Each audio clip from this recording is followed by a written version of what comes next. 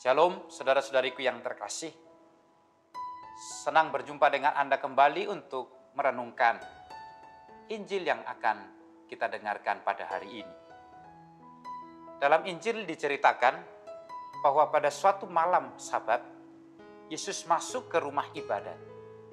Lalu kemudian dia mengajar di sana. Ketika Yesus mengajar di rumah ibadat itu, orang-orang yang mendengarnya takjub. Mereka terpesona oleh ajaran yang dibawa oleh Yesus. Mereka mengatakan pengajarannya penuh kuasa. Mereka merasakan bahwa Yesus mengajar sebagai orang yang berkuasa. Lebih berkuasa bahkan daripada ahli-ahli Taurat.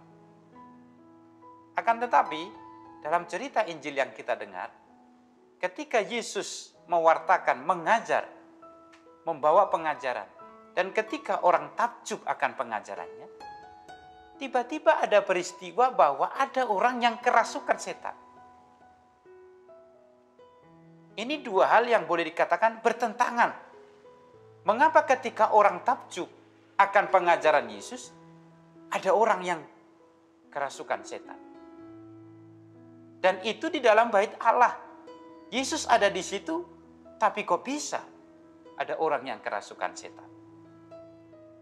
Kalau ditanya, kok bisa setan masuk ke dalam rumah ibadat?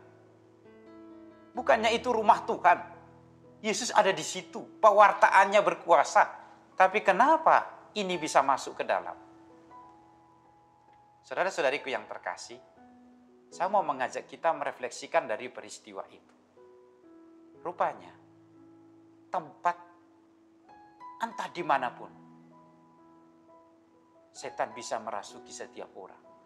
Kalau kita tidak sungguh-sungguh hati-hati dalam kehidupan kita. Maka tidak mengherankan bahwa di gereja, dalam pelayanan di tengah gereja, ada banyak orang yang kerasukan setan. Mungkin kita berpikir, masa sih? Itu kan gereja, masa sih dibuat untuk hal-hal yang gak benar? Itu kan gereja, itu kan pelayanan. Tapi ingat saudara-saudariku, kalau kita belajar dari Injil hari ini, bahkan ketika pewartaan Yesus berkuasa, ada orang yang bisa kerasukan setan.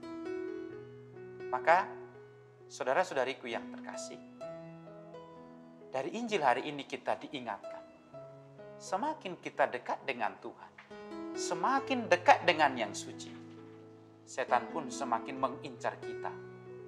Maka kalau kita tidak hati-hati, kita bisa jatuh justru dalam pelayanan-pelayanan yang paling suci yang kita lakukan. Justru kita bisa jatuh oleh setan dalam pengorbanan-pengorbanan yang kita perbuat di tengah-tengah gereja. Maka lewat peristiwa ini kita diingatkan bahwa semakin orang dekat dengan Tuhan, dia harus tetap semakin waspada.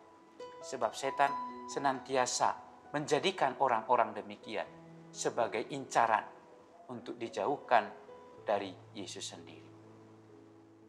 Semoga permenungan ini menolong kita untuk tetap waspada dalam pelayanan apapun yang kita lakukan di tengah-tengah gereja.